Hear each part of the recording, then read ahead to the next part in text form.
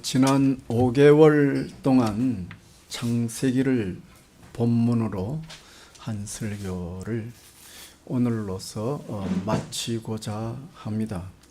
창세기에 나오는 마지막 이야기로 요셉이라는 사람이 나오는데, 읽어보셔서 다들 아시겠지만 이 요셉의 삶을 보면 오늘 우리와는 달라도 너무도 다른 완벽에 가까운 그 삶을 보면서 우리의 삶과 비교해보면 큰 갭을 느낍니다.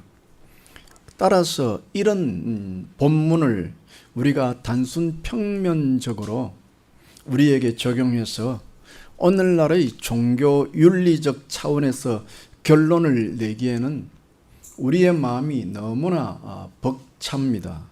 그렇다면 창세기 마지막 부분에 나오는 요셉과 관련된 본문을 우리가 대할 때 우리는 어떻게 읽고 이해해야 하겠습니까? 요셉의 이야기는 사실 하나님께서 아담과 하와를 통해서 약속하신 그 축복, 그리고 아브라함을 통해서 하신 그 약속과 축복이 어떻게 구체적으로 성취되어 가는가를 설명하는 그 과정의 일부입니다. 그러므로 요셉이라는 사람에게 도덕적 윤리적으로 적용하는 본문이라기보다는 하나님의 관점에 초점을 맞추어서 본문을 대하는 것이 옳을 것입니다. 좀 더 구체적으로 말하면 우리는 요셉이라는 사람의 기가 막힌 그 삶을 통해서 요셉이라는 한 사람의 개인적 차원에서가 아니라 요셉이 예수님의 그림자로서 보이는 복음의 원리를 찾아야 한다는 것입니다.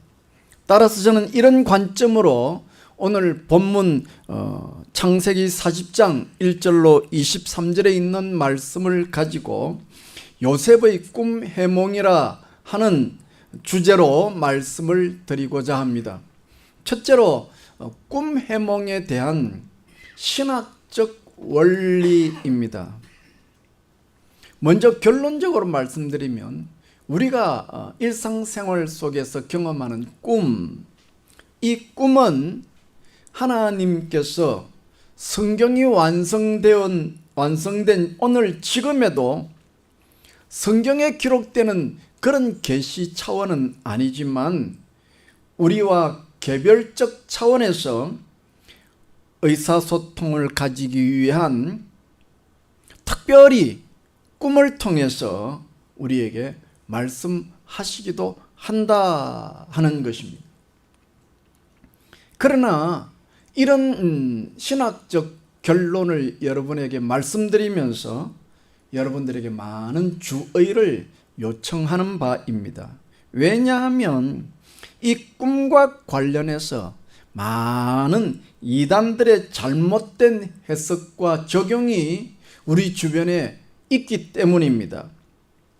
한 예로 어떤 분 같으면 자신은 꿈 해몽 사역자라 주장하고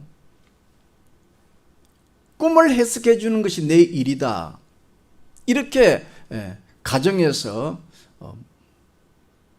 무슨 사역을 한다 하는 분이 계실 수 있습니다.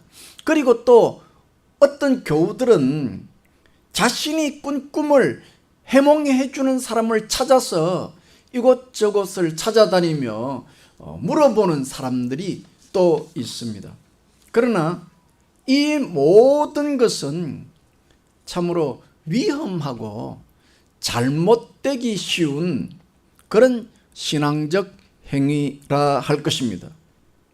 물론 이런 설교를 하면 소위 꿈 해몽 은사가 있다는 분은 저를 보고 저 목사님은 영적인 일은 하나도 몰라 라고 핀찬할지 모르고 자신이 이 꿈 해몽을 하는 이 특별한 은사는 자신이 기도를 많이 한 가운데 하나님에게 받은 특별한 은사라고 주장하겠지만 사실 제가 보는 관점에서는 이분은 어딘지 알 수 없으나 잘못된 신학에 오염되었을 가능성이 다분하고, 또 그 꿈을 해몽하는 그 기법이 어떤 심리적인 기호로 이해하는 경향이 있기 때문입니다. 이처럼 꿈이라는 주제는 우리의 생활에 밀접한 주제이면서도 아주 예민한 영역입니다. 그럼에도 불구하고 제가 창세기를 끝나는 말미에 꿈을 주제로 해서 말씀을 드리는 것은 이 꿈이라는 것이 성경에 아주 많이 나온다는 것이고, 특히 성경 가운데 창세기에 많고 그 가운데서도 창세기 마지막 부분에 나오는 요셉과 관련해서 꿈 이야기가 많이 등장하기 때문입니다.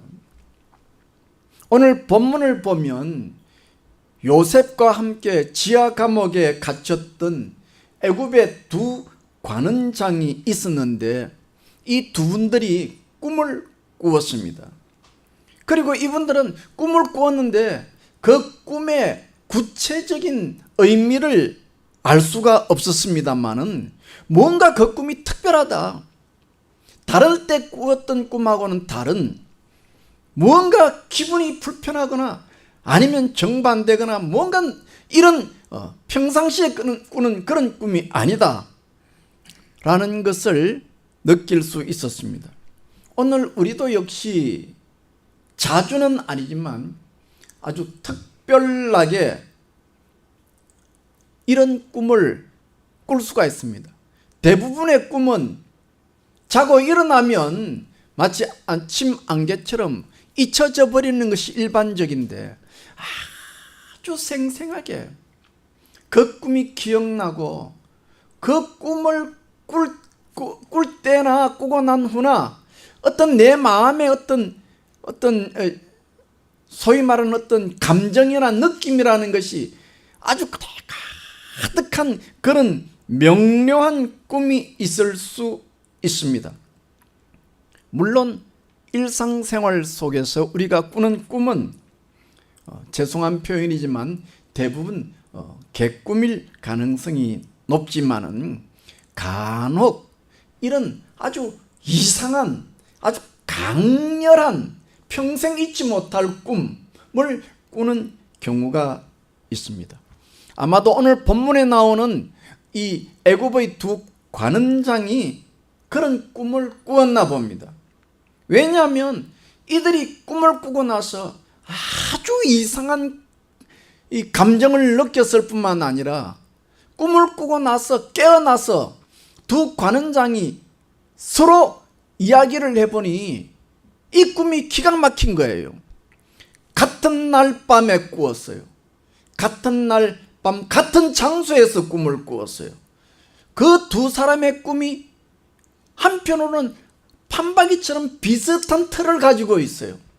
그러면서도 그 결과는 상이했기 때문에 이 애굽의 두 관원장은 꿈을 꾸고 나서 이 꿈은 평범한 꿈이 아니다, 이 꿈은 무언가 분명한 어떤 메시지가 있을 것이다 확신하게 되었고, 그래서 하나님께서는 이 두 관원장과 함께 감옥에 갇혀 있는 요셉을 통하여 꿈을 해석하게 합니다. 왜 요셉을 통해서 꿈을 해석하게 합니까? 왜 요셉을 통해서 해몽하게 합니까? 그것은 앞서 말씀드린 것처럼 이 애굽의 두 관원장이 꾼 꿈이 하나님에게서 나온 꿈이기 때문입니다. 그런데 불행하게도 이 꿈을 꾼 당사자는 하나님을 모릅니다. 불신자입니다.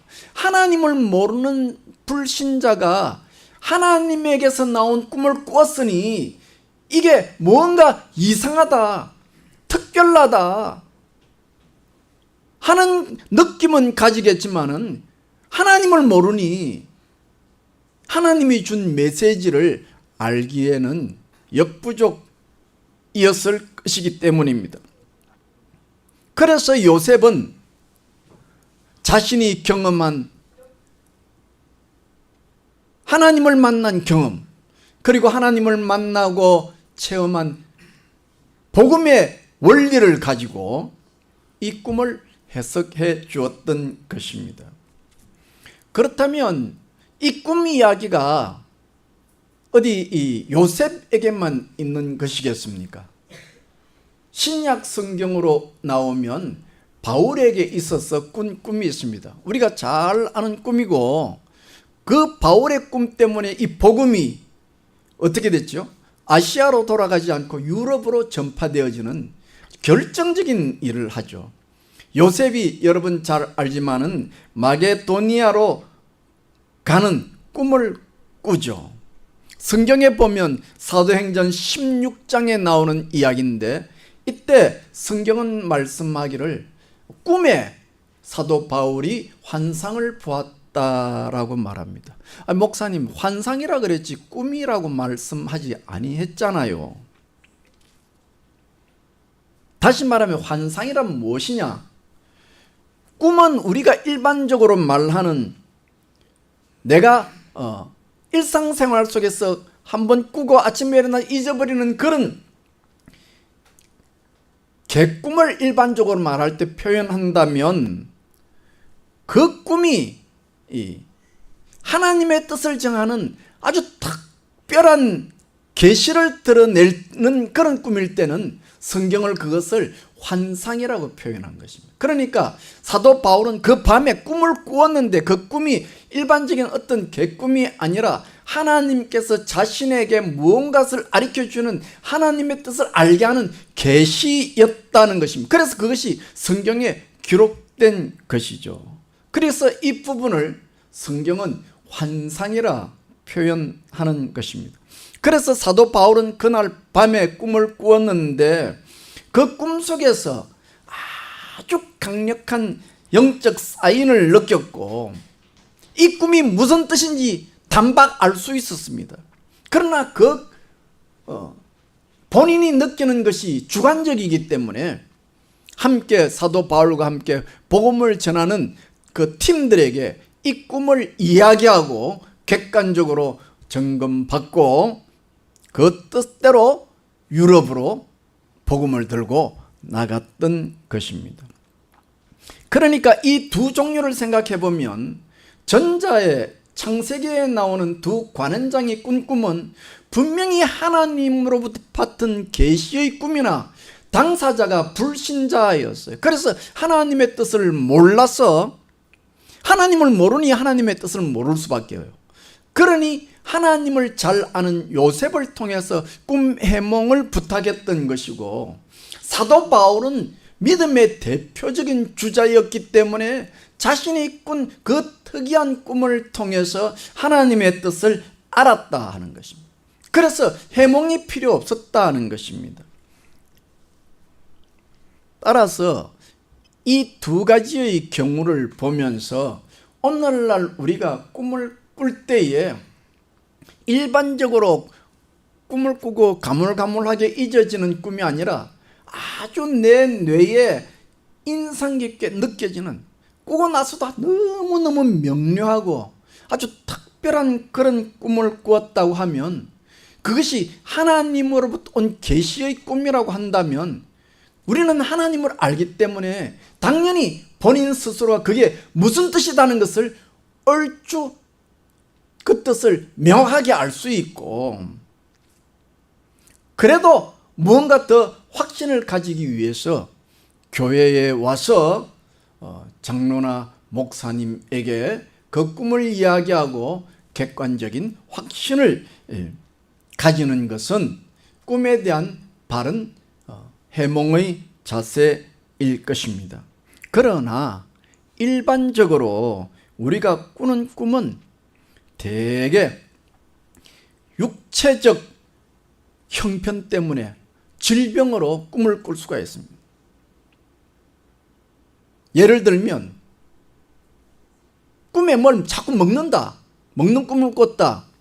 아마도 그분은 감기나 코 쪽에 무슨 질환이 있어서 이게 코가 막혀서 숨이 막혀서 이걸 무엇이죠 쓰다 보니까 꿈에 뭘 먹는 음식을 꾸는 꿈을 꿀 수도 있을 것입니다. 또는 내가 처한 환경이나 어떤 잠재적 심리 현상과 관련해서 내가 늘 마음속에 불안하고 두려운 것이 있으면 꿈속에 무언가 무서운 것이 나를 찾아올 수도 있는 것입니다. 그리고 이런 꿈들은 내가 주어진 현실에 있어서 내 무의식적으로 너 앞에 이런 어려움이 있으니 너가 잘 감당해내라고 하는 어떤 무의식적 표현이 될 가능성이 많다 할 것입니다. 따라서 이런 꿈을 꾸고 이 꿈에 너무 매료되어서 꿈 해몽을 듣고자 소위 꿈 은사를 받은 사람들을 찾아가서 마치 무당에게 뭘 묻는 것처럼 하는 행위는 점치는 행위와 별 다를 바가 없고 이것을 성경에서는 엄히 금하고 있다는 사실을 여러분은 아실 것이라 그렇게 생각을 합니다. 둘째로 그러면 요셉은 어떻게 꿈을 해몽했느냐 하는 것입니다. 여러분 이 질문을 받으면서 좀 황당하지 않습니까? 여러분은 요셉을 읽으면서 좀 황당한 부분을 못 느낍니까? 좀 난센스다, 어이가 없다. 어떻게 요셉이 꿈을 해몽할 수 있는 지혜가 생겼느냐 하는 거예요. 사실 요셉이란 아직 나이가 젊잖아요. 어리잖아요. 그럼에도 불구하고 요셉이 살아온 삶은 평생 남의 집에서 종으로 살았죠. 그렇죠? 어려서 형들에게 팔려서 애굽의 종으로 갔기 때문에 뭐 배운 것도 없고 들은 것도 없어. 그냥 애굽의 관리인의 집에서 종으로 살다가 그만 일이 잘못되어서 감옥에 가서 감옥살이 한 것밖에 없어요. 요셉이 무슨 꿈에 대해서 공부를 해서 무슨 정신의학과 무슨 박사학위를 받은 것도 아니고 꿈 해몽에 대한 무슨 논문이 있는 것도 아니고 뭘 배운 바가 없다 하는 것입니다. 그런데 성경은 갑자기 요셉이 꿈을 해몽했다 하거든요. 그러니까 이게 어떻게 된 일이냐, 이게 무슨 일이냐, 요셉은 어떻게 꿈을 해석할 수 있었느냐 하는 의아심을 가질 것입니다. 여기에 복음의 원리가 있습니다. 성경에 지혜자를 꼽는다면 성경에서 말하는 지혜자 어떤 사람이 있을까요? 성경에서 말하는 지혜자 어떤 사람이 있죠? 누가 지혜자죠? 예를 들어서 잘 아는 것처럼 솔로몬, 그죠? 하나님 앞에 1000번제를 드려서 하나님 나에게 지혜를 주십시오. 내가 어리고 아는 게 없으니 하나님 나에게 지혜를 주십시오 했던 솔로몬. 또 지혜자 어떤 사람이 있습니까? 구약 성경 뒤에 나온 다니엘, 그 유명한 다니엘, 대표적인 성경이 말하는 지혜자들이죠. 솔로몬이나 다니엘이 그러면 어떻게 그렇게 출중한 지혜자가 되었습니까?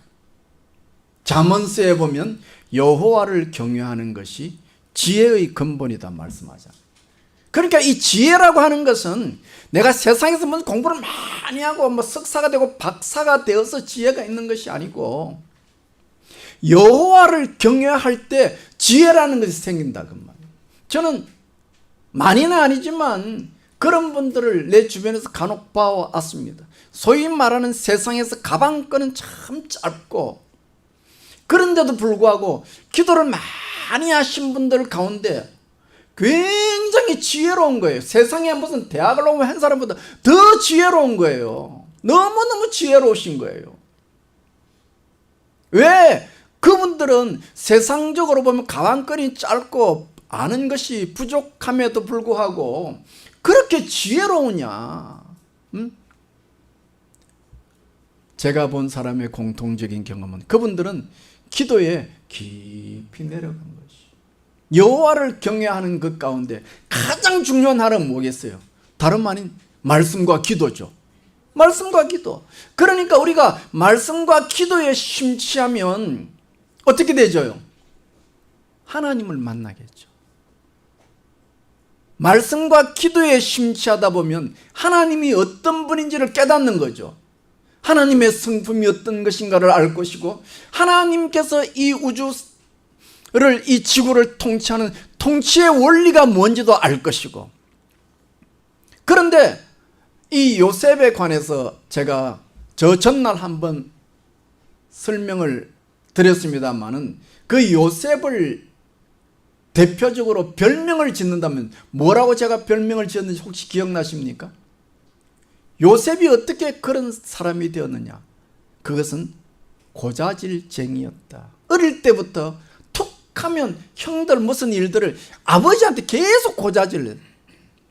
그 습관이 요셉이 아버지를 잃고 종으로 감옥살이를 할 때 육신의 아버지를 잃은 대신에 영적인 아버지에게 툭 하면 고자질. 그런데 다니엘이나 솔로몬이나 특징이 무엇이냐? 영적 고자질쟁이에요. 영적 고자질쟁이. 하나님에게 모든 문제를 아뢰고 하나님 앞에 하나님의 뜻을 묻고 하나님의 성품을 찾고, 하나님께서는 이런 일이 있으면 어떻게 할 것이냐를 아랠 때에 자기도 모르는 사이에 하나님의 성품을 알게 되어졌고 하나님의 통치 방법을 알게 된 것이죠. 바로 이거를 이 세상에다 적용을 시키니까 지혜가 되는 거예요. 좀 안 좋은 예가 될지 모르지만, 예전에 한국에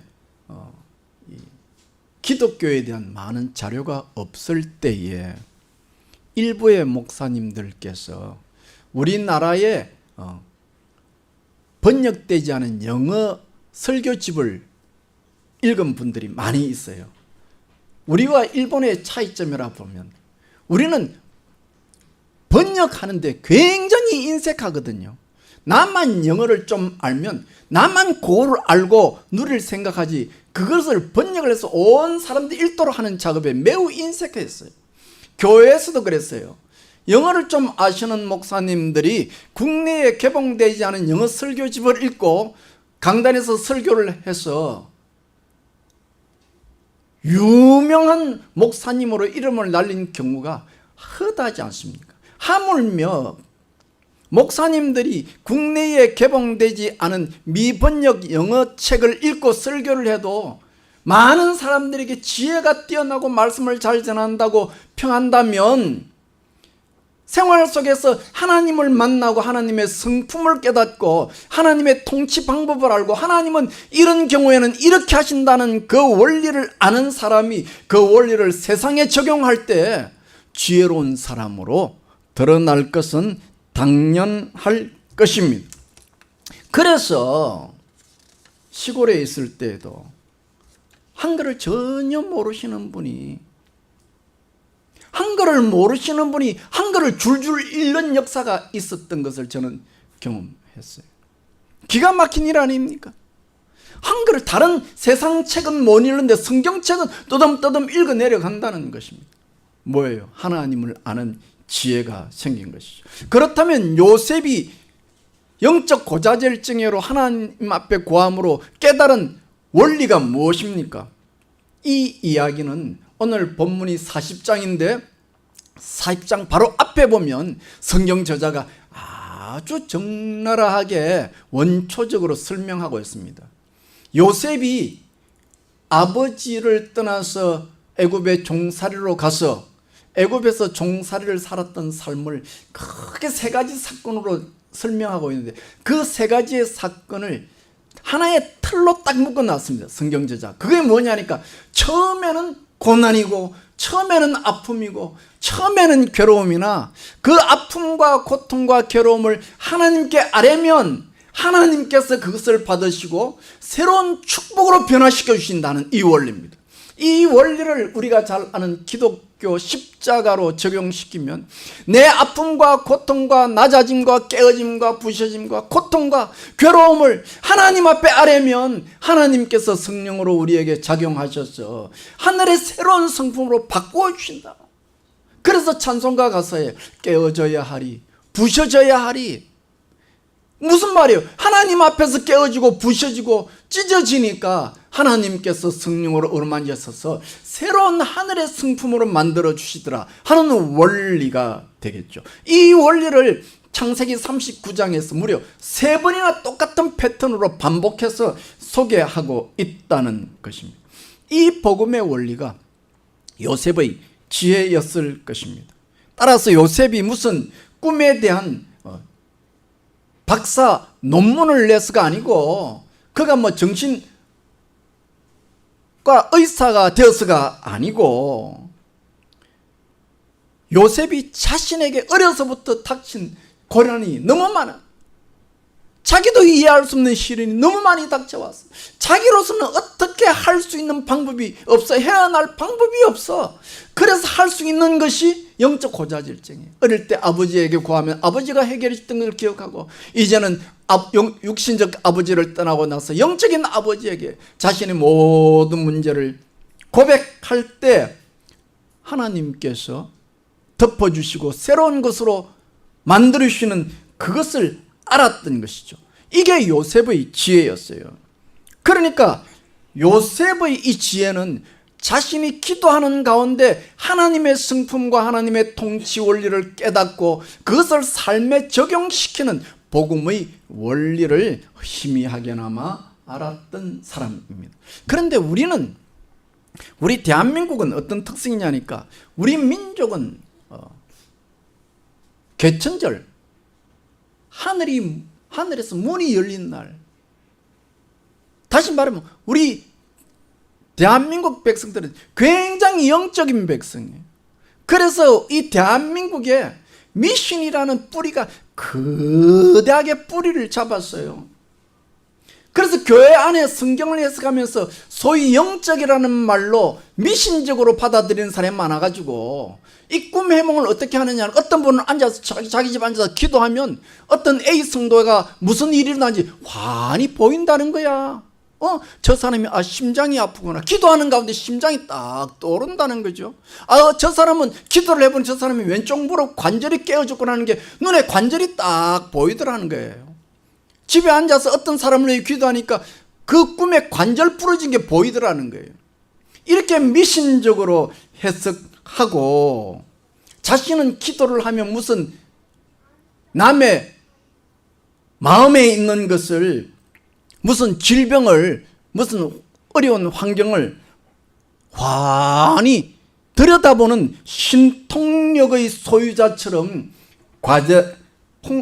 포장하는 분들이 있는데 피차가 마찬가지겠지만 참 답답하고 참 어려운 분이다 생각합니다. 아마도 요셉이 이 술 맡은 관원과 떡 굽는 관원의 꿈의 이야기를 듣고 나서 금방 깨달았어요. 떡 굽는 관원장은 오늘 여러분이 읽어보셔도 다 알아. 떡 굽는 관원장 이야기는 결론이 죽는다는 이야기고, 그죠? 성경을 읽어보세요. 누구라도 삼척동자로 다 알아.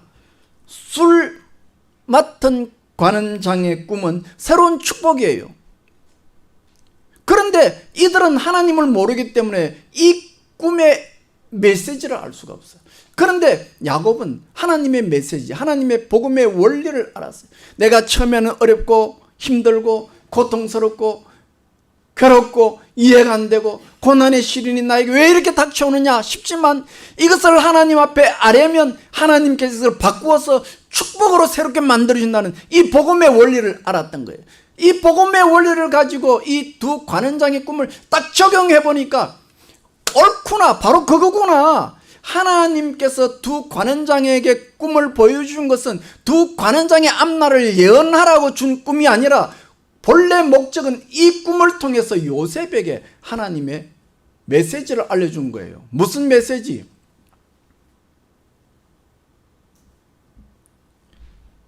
처음에는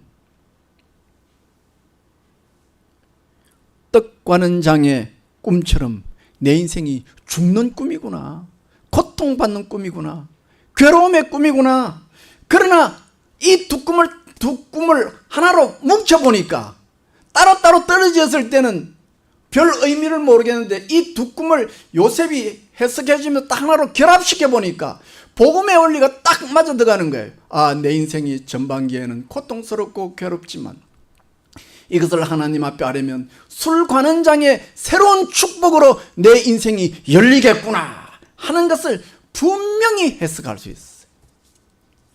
그래, 내가 지금은 떡 맡은 관원장처럼 내 인생이 고통스럽고 마치 죽을 것 같은 인생이나 언제 어떻게 구체적으로 일어날지는 알지 못하나 하나님께서 반드시 하나님의 때가 되면 나를 술 맡은 관원장처럼 새로운 축복의 길로 인도하겠구나 하는 확신을 한 거예요. 그래서 그 꿈을 자신 있게 해석해 주었던 것이죠.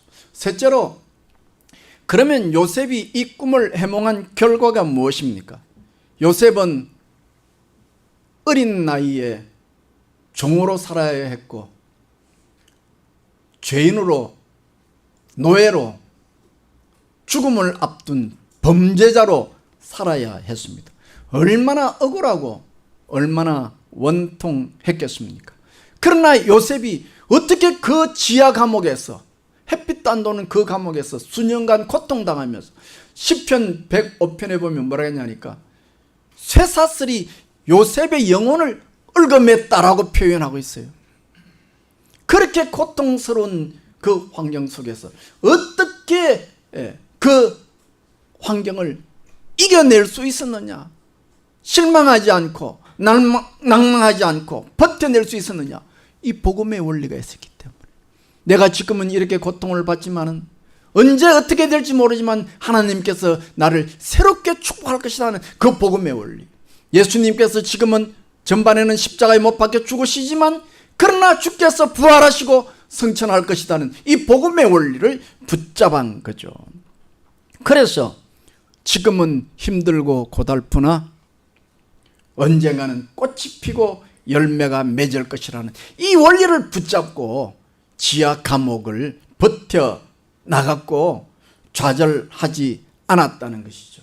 비록 현실이 나를 속이고 나를 힘들게 하고 괴로움과 환난이 닥쳐온다 할지라도 우리가 이 복음의 원리를 붙잡는다면 나도 모르게 내 속에서 희망의 꽃이 피어나는 것입니다. 그래서 요셉은 심지어 자기가 은혜를 베푼 그 술 맡은 관원장이 배은망덕하게 그 은혜를 싹 잊어버리고 입을 닦았는데도 불구하고 요셉은 흔들리지 아니하고 이 복음의 원리를 붙잡고 살았고 오히려 점점 영적으로 정신적으로 강건해져 갔습니다. 원론적인 질문을 해보겠습니다. 요셉의 나이가 이제 고작 17살입니다. 어릴 때부터 지독한 아버지의 편애 속에서 소위 말하는 공주병, 왕자병에 걸린 아이였습니다. 그런 어린 아이가 어떻게 일약 애굽의 총리로 성공할 수 있습니까? 아니, 그냥 권세를 잡았다, 성공했다 그 수준이 아니에요. 요셉을 읽어보면 그가 애굽의 총리가 될 만큼 어린 나이에도 정신적으로 영적으로 엄청나게 성숙되어 있다는 우리는 알 수 있어요. 요셉이 훗날 자기를 종으로 팔은 형을 만날 때도 얼마나 성숙됐는지 알 수가 없어요. 너무너무 성숙되었어요. 아니 어떻게 이렇게 요셉이 그 공주병, 왕자병에 걸린 그가 고도의 성숙한 사람으로 발전할 수 있었느냐? 혹시 여러분들 가운데서도 어릴 때 꾸었던 그 꿈을 그리워하는 분이 계십니까? 하지만 그 어릴 때 꾸었던 그 꿈이 현실이라는 벽 앞에서 깨어지고 부셔지고 구겨졌어. 남들 앞에 설 때는 아예 그런 꿈이라는 것이, 희망이라는 것이 없었던 것처럼 포장하고 없는 것처럼, 그리고 마치 소년 소녀 가장처럼 힘들게 삶을 꾸려가고 있지는 않습니까? 그러나 성경을 보면 요셉은 공주병 왕자병에 걸리기 이전에 하나님 나라의 왕자입니다. 오늘 우리도 하늘나라의 왕자요, 하늘나라의 공주들입니다. 성경에 우리는 하나님의 백성이요, 하나님의 자녀라고 분명히 말하고 있습니다. 그러므로 우리는 믿음으로 알 수 있는 것이, 내가 하나님의 아들로서, 하나님의 딸로서, 하늘나라의 왕자로, 공주로서 어떻게 그 꿈이 이루어질지 모르지만 하나님의 때가 되면 반드시 하나님은 우리를 하늘의 왕자로, 공주로 세워주신다는 확신을 하고 살아야 하는 것입니다. 현실이 아무리 힘들어도, 현실이 아무리 나를 절망시킨다고 해도 나는 하늘나라의 공주고 하늘나라의 왕자라는 꿈을 상실해서 안 된다는 것입니다. 요셉은 이 꿈을 가지고 험한 옥살이를 버텨나갔고, 단순히 외형적으로 출세했다는 것만이 아니라 그 심령이 애굽의 총리가 되게도 남을 만큼 성숙한 영혼으로 겸비하게 된 것입니다. 다시 한번 질문을 드립니다. 요셉은 그 상처받고 좌절된 꿈을 어떻게 그렇게 건강한 꿈으로 현실에서 누릴 수 있었습니까?